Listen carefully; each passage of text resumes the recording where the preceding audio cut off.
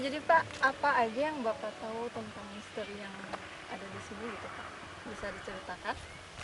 Eh, Dulu katanya Bu di sini yang namanya ini dibilangnya Kampung Lobi Muning lah. Oh, lebih mending. Ya, katanya dulu itu kan kalau bahasa Sunda itu muning itu kerbau. Jadi mungkin dulunya banyak yang apa mandi-mandikan muning kerbau itu di bawah gitu.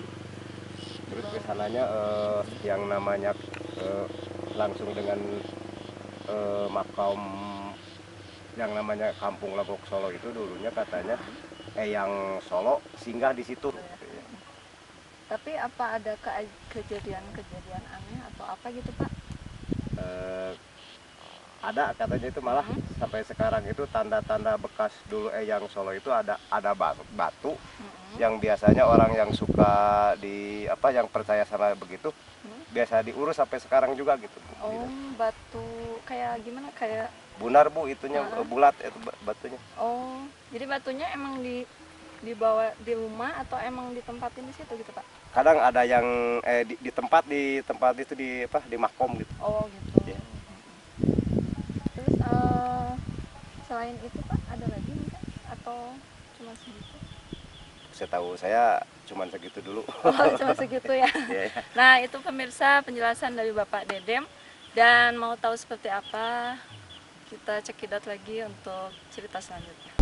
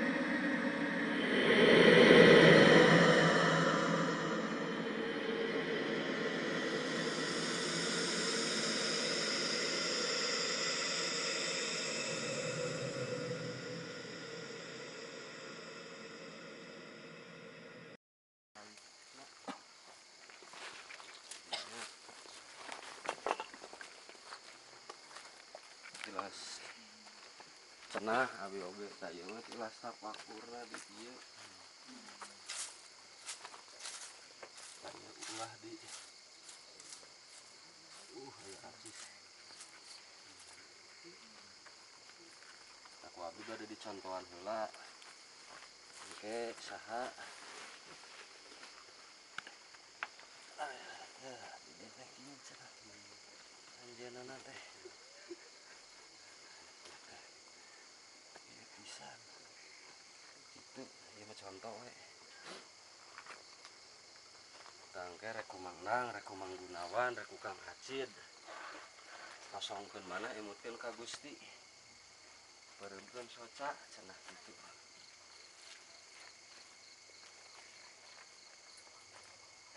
didinya teh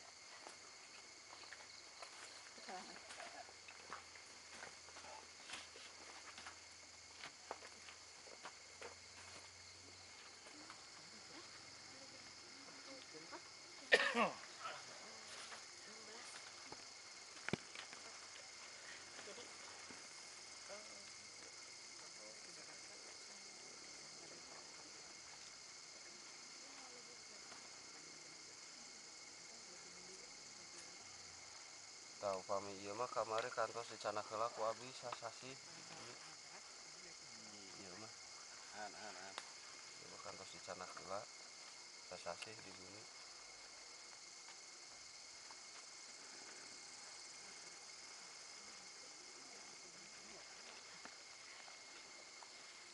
upami anu kersa nyalira karena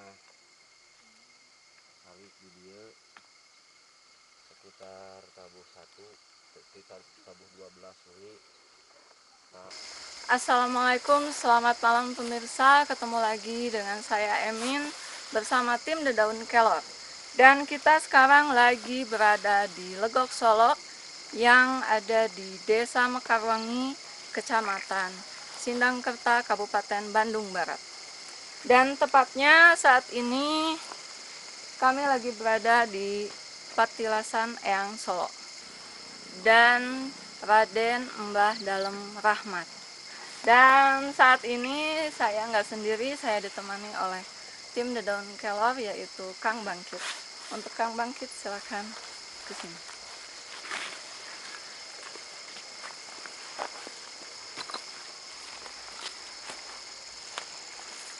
Oke Kang Bangkit,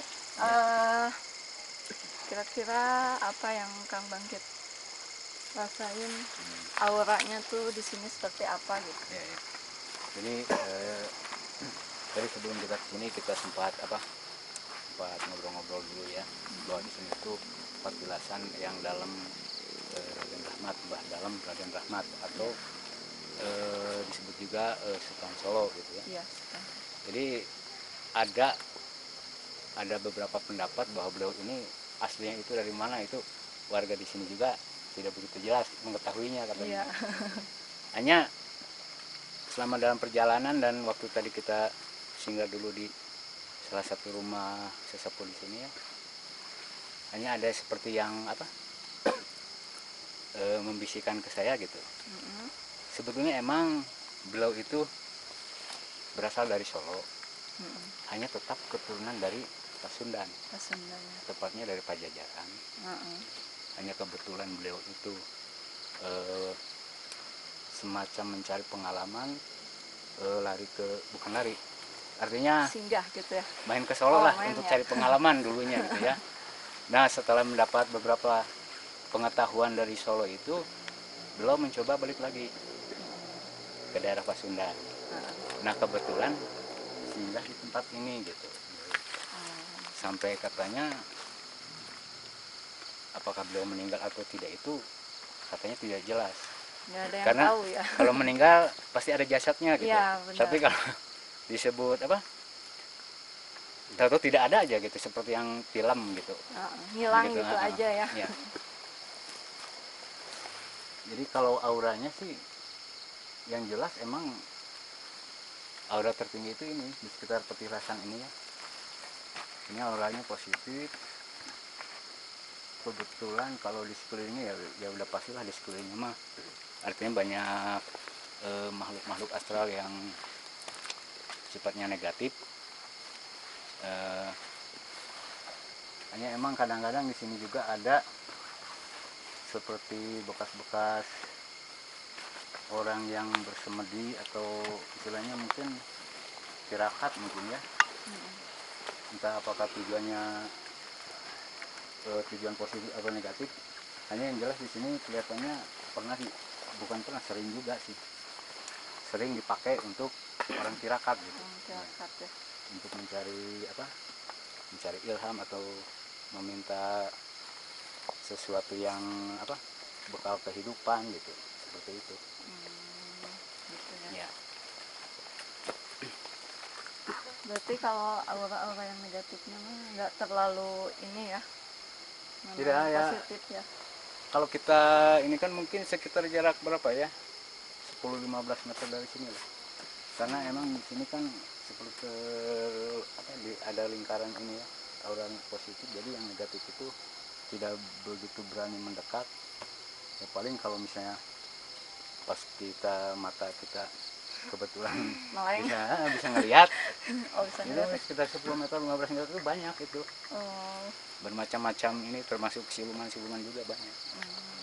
Gitu. Ya jadi yang jelas aura di sini itu kan ini yang kuat sekali ya, dari batu ini, di batu Patilasan. Kalau yang negatif itu ya mungkin jaraknya sekitar 10-15 meter di luar lingkaran ini gitu. Ya. Coba mungkin si batunya bisa lebih didekati atau dipegang gitu. Kita coba ini aja ya.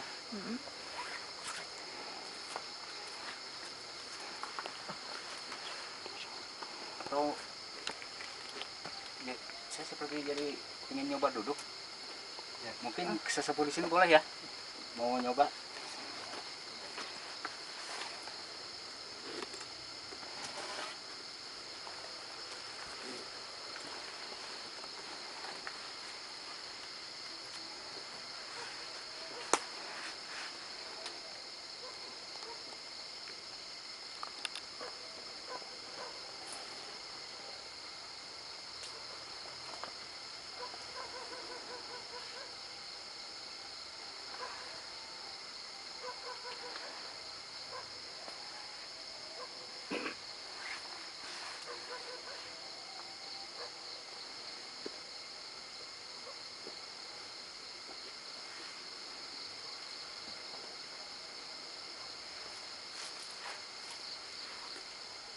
Terasa hangat ya ini. Terus ada seperti gambaran, ada seorang apa berpakaian kerajaan dengan menunggang kuda. Ini hangat sekali di sini. Ini yang terlintas itu tadi seperti ada yang menunggang kuda dengan menggunakan pakaian kerajaan. Mungkin kalau tidak salah mungkin itu beliau, kalau saya tidak salah ya. Yang Solo itu Ya, ya. mungkin. Oke pemirsa, itulah tadi pendeteksian dari Kang Bangkit, tim kami. Dan sekarang kita akan mendatangkan narasumber dari sini. Kita mulai dari Pak Ras. Silakan Pak Ras.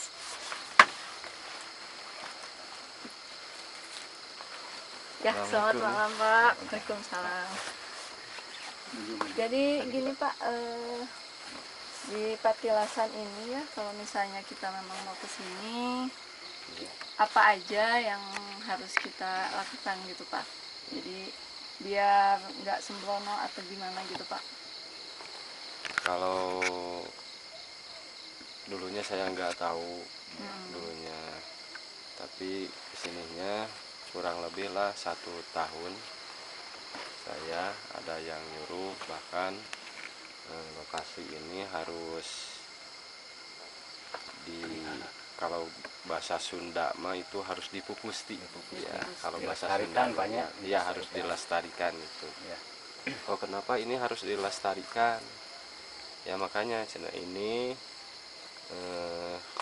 dulunya berkeramat ya.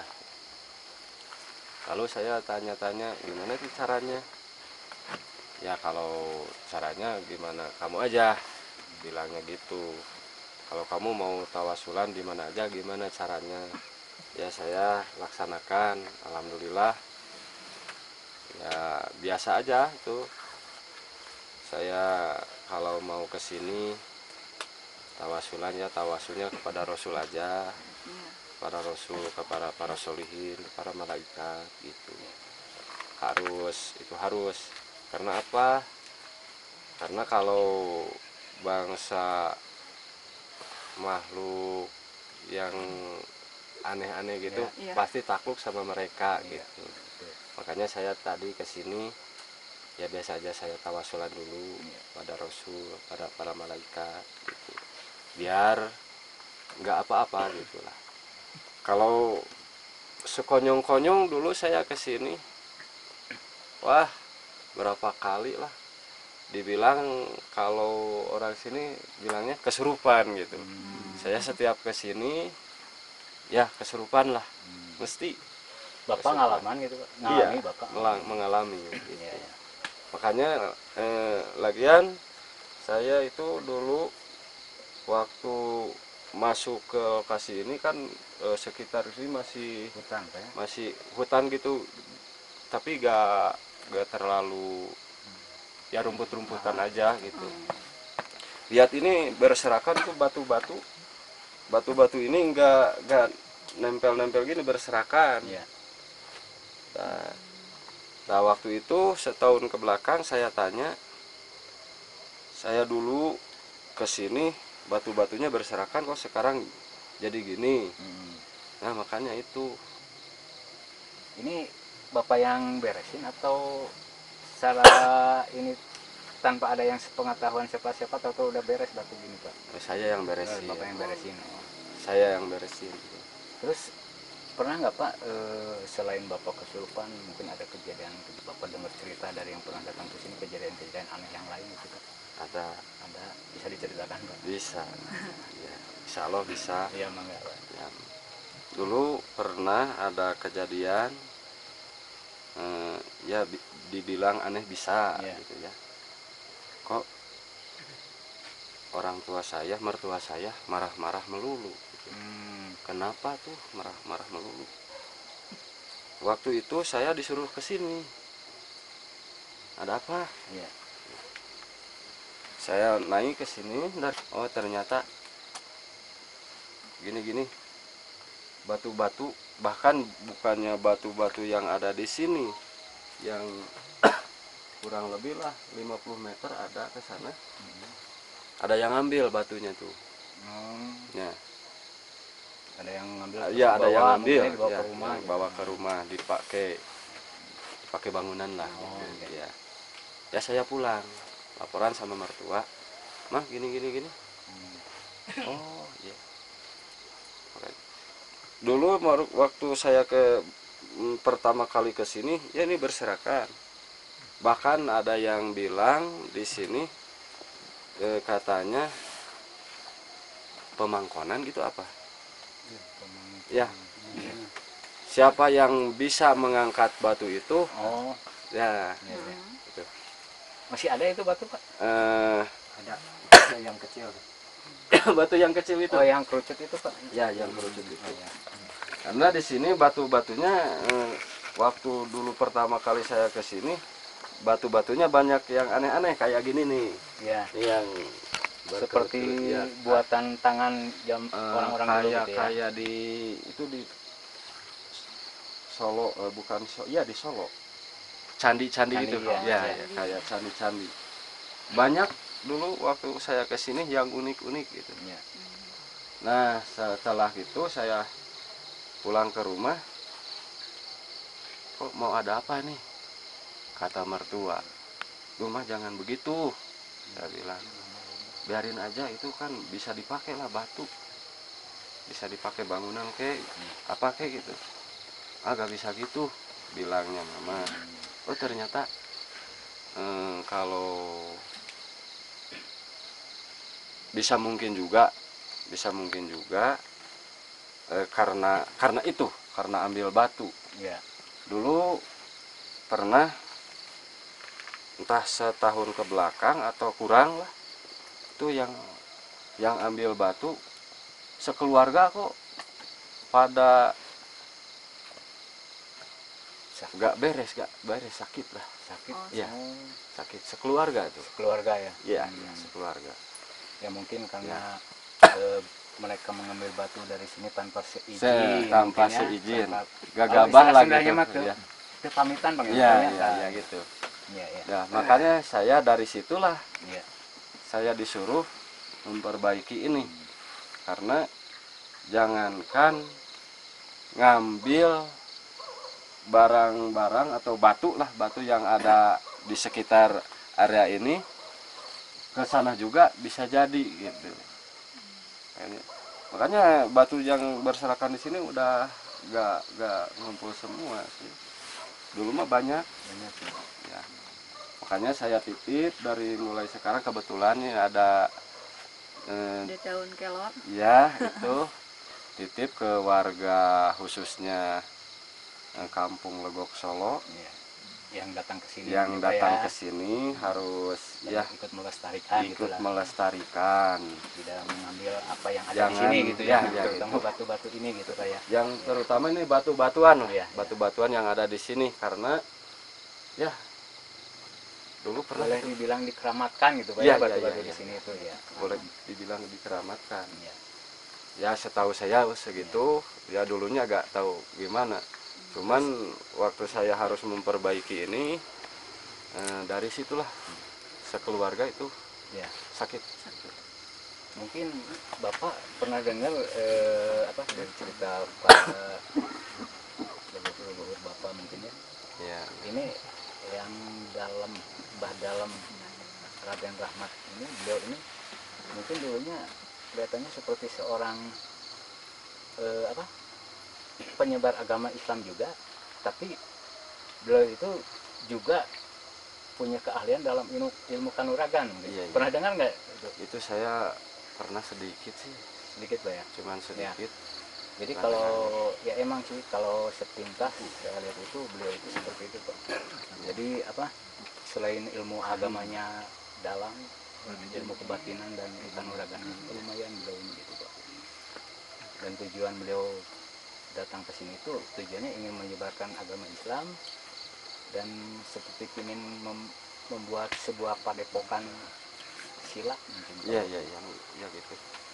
Karena di zaman dahulu menyebarkan agama Islam beda-beda cara. Ya. Ada yang pewayangan. Ya.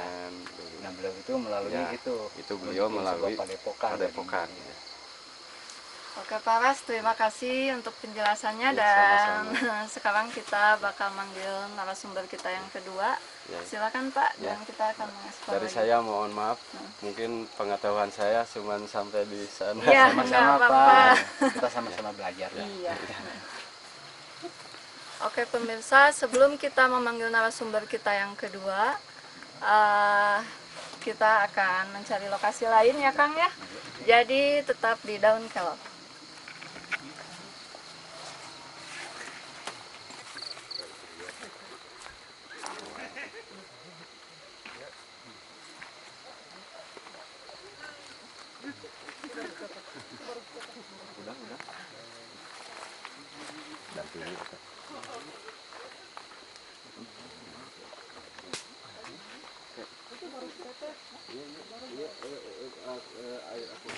Oke pemirsa, masih di Daun Kelor bersama saya Emin dan juga Kang Bangkit ya.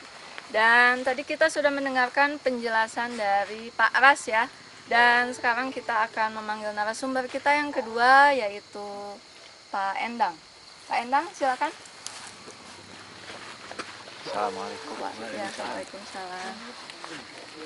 Pak Endang, mungkin bisa dijelaskan tentang kisah atau misterinya gitu di sini. Kalau kisah sama misteri, sebenarnya saya tuh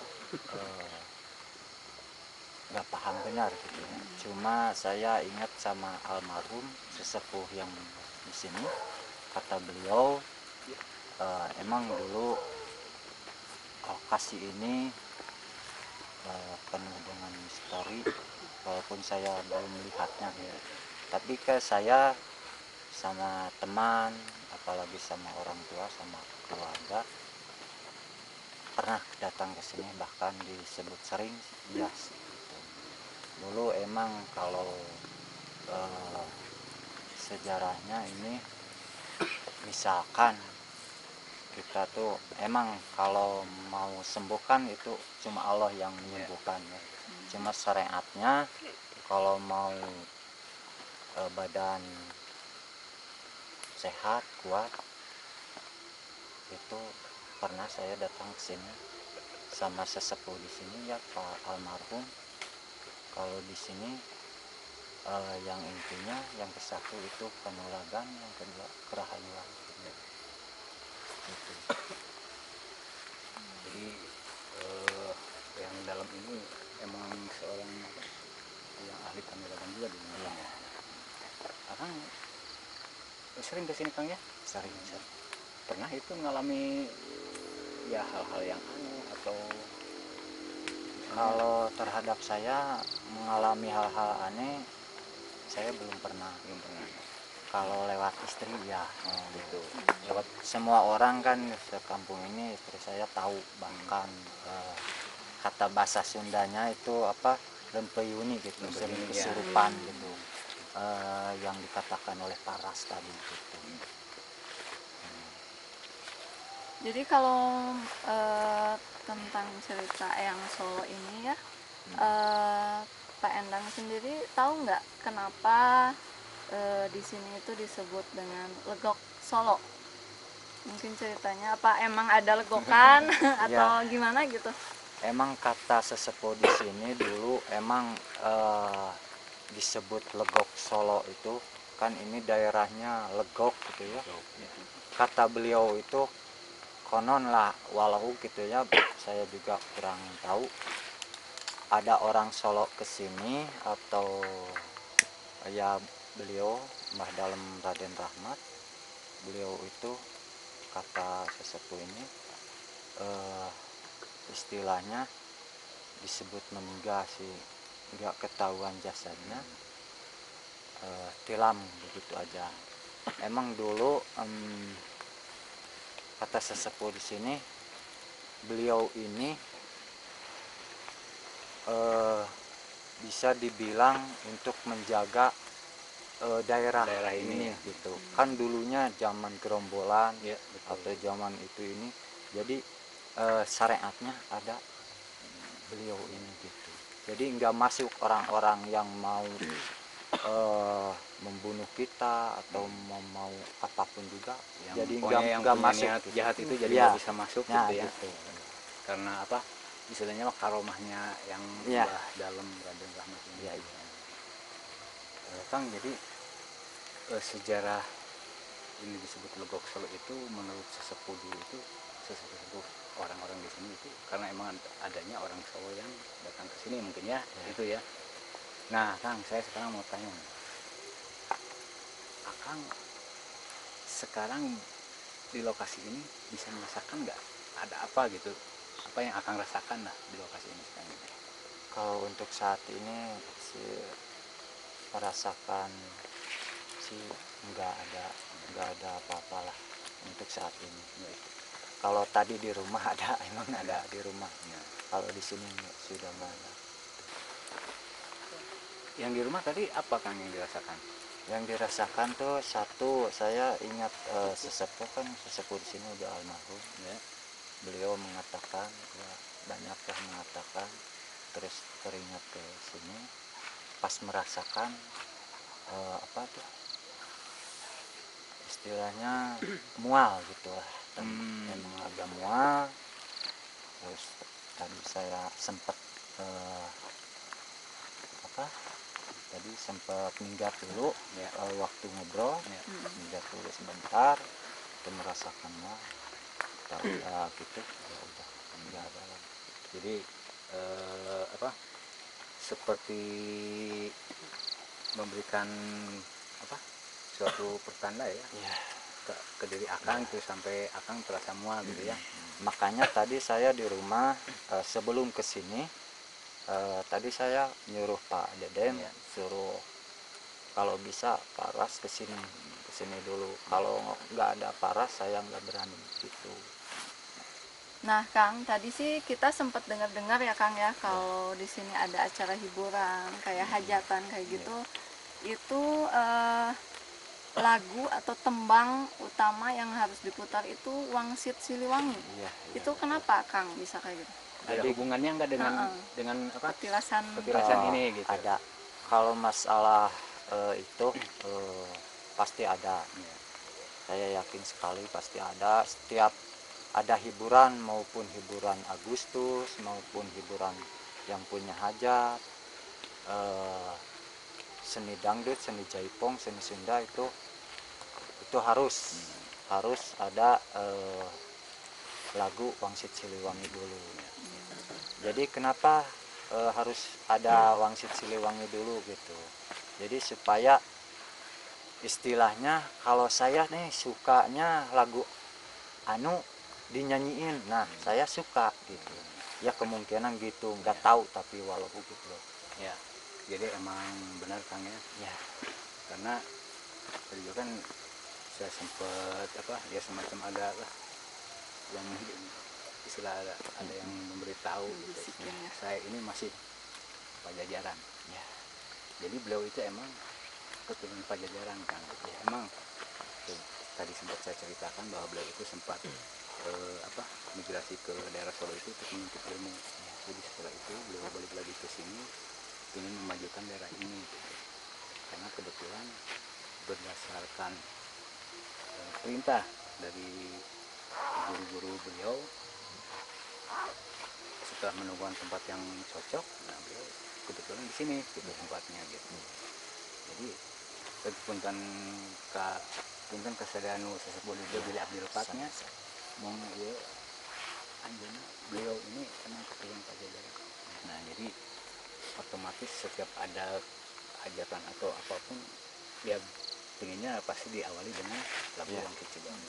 Nah sekarang saya tanya Kang, kalau misalnya kita sedang mengadakan hajatan, terus kita langgar gitu, tidak memulai dengan lagu Wang Kicilung, pernah nggak kejadian ada apa gitu? Pernah kejadian dulu waktu hiburan, kalau gak salah waktu Agustusan atau ya kalau gak salah itu saya kan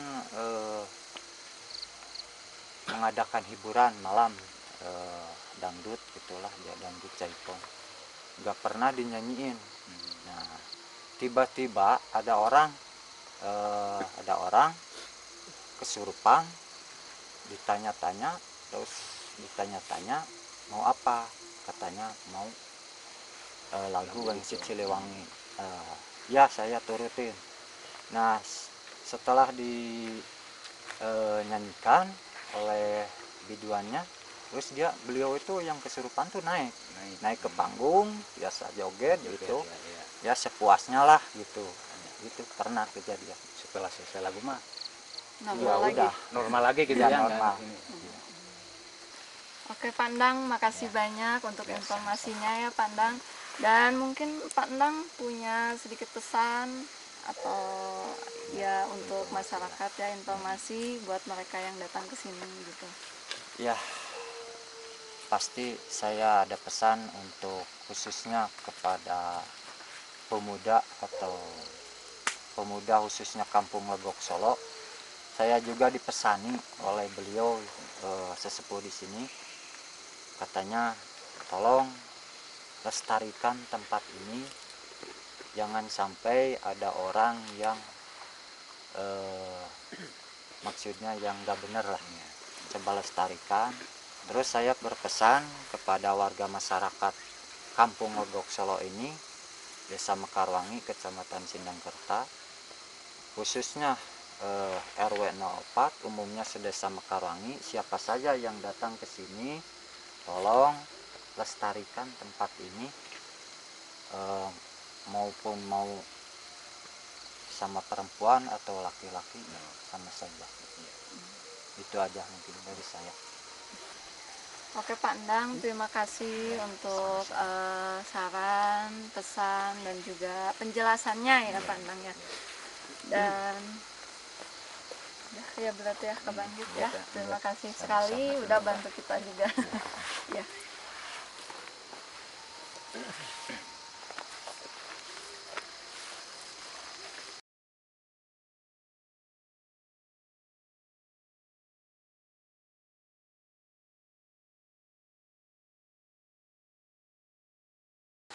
Oke pemirsa, masih di Daun Kelor dengan saya Emin dan juga Kang Bangkit.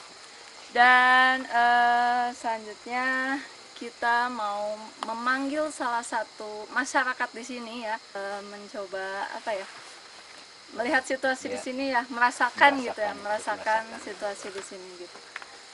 Oke, saudara Cindy silakan. Teh Cindy udah lama ya di sini ya, dari lahir mungkin ya. Iya.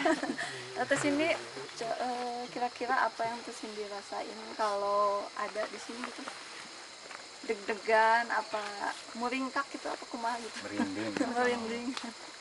Kalau misalnya tadi sih dari perjalanan ya Teh, mungkin kalau misalnya merinding pasti ada, karena kan suasana ini malam ya, nggak kelihatan apa-apa gitu. Terus kalau misalnya udah datang ke sini, memang yang barusan Akang bilang, auranya di sini emang hangat gitu, agak hangat, apalagi pas mungkin kalau misalnya duduk di sana. Tapi kalau misalnya yang saya rasain, ya mungkin kalau misalnya dari perjalanan tadi saya merasakannya merinding dan di pundak itu berasa agak berat dan hangat. Ya, emang jadi kalau di sini itu pasti terasa hangat dan rada nyaman lah ya. Tapi kita coba masuk aja 10 meter 15 meter ke sana itu udah beda lagi aura ininya, artinya merinding, tapi merinding yang lumayan menakutkan. Tapi kalau di sini ya aman-aman gitulah merindingnya, tapi merinding enak gitu karena ya aura di sini itu positif, beda dengan yang sebelah sana itu kan negatif gitu. Tapi Teh Cindy pernah nggak sih sendiri gitu kesini malam-malam atau siang-siang, berani gitu apa gimana? Kalau untuk malam-malam enggak Enggak ya? enggak. Gimana seandainya nih misalnya bisa nggak membayangkan misalnya malam-malam sendirian di sini gitu, bisa nggak? Enggak sih kan enggak berani. Nggak berani. Ya, ya jangankan ke sini ya, mungkin teman-teman laki-laki ke sini juga mungkin kalau misalnya emang belum terbiasa pasti punya rasa takut. Itu sesuatu yang wajar lah. Teh Cindy pernah dengar nggak mitos-mitos yang ada di sini gitu? Apa aja gitu? Ya paling yang kayak barusannya mitosnya itu sama kayak pernah dengar bahwa di sini tuh pernah ada sosok pajajaran gitu. Dan cuman itu aja sih yang saya dengar dari warga-warga sekitar sini tuh. Kalau yang lain nggak ada ya? Nggak ada. Terus tradisinya juga sama kayak gitu. Kalau misalnya mau ada acara harus ini dulu, lagu dulu gitu buat sesembah gitu. Oke pemirsa, itulah tadi penjelasan dari Bapak Ras, Bapak Endang dan juga Teh Cindy ya. Teh Cindy ya, makasih banyak udah sedikit menjelaskan tentang perasaannya dan juga apa yang Teh Cindy tahu tentang petilasan ini ya. Dan kita masih di Legok Solo bersama kami di The Daun Kelor bersama Kang Bangkit dan juga Teh Cindy ya. Dan sekarang kita akan panggilkan narasumber yang telah menjelaskan tadi tentang petilasan ini, Pak Ras dan juga Pak Endang. Bisa gabung dengan kita.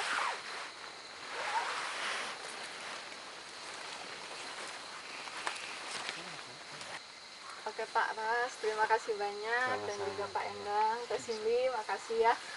Dan itulah perjalanan kita The Daun Kelor di petilasan ini. Ya, jadi di akhir cerita ini kita bisa mengambil semacam sebuah kesimpulan bahwa apa-apa yang diwariskan oleh leluhur kita itu emang sebaiknya harus dilestarikan, karena tidak selama itu tidak bertentangan dengan keyakinan kita, kita tetap harus menjunjung tinggi adat budaya leluhur kita gitu Pak ya. Jadi seperti yang beliau ini yang dalam ini tadi sampaikan, pingin bahwa tempat ini dilestarikan, silakan Pak, karena itu emang harus dilestarikan. Oke pemirsa, sampai di sini perjalanan The Daun Kelor di Legok Solo yang berada di Desa Mekarwangi, Kecamatan Sindangkerta, Kabupaten Bandung Barat. Dan sekali lagi terima kasih Pak Ras, terima kasih Pak Endang dan juga Teh Cindy. Dan oke pemirsa, sampai ketemu lagi di video kita selanjutnya di The Daun Kelor. Assalamualaikum warahmatullahi wabarakatuh.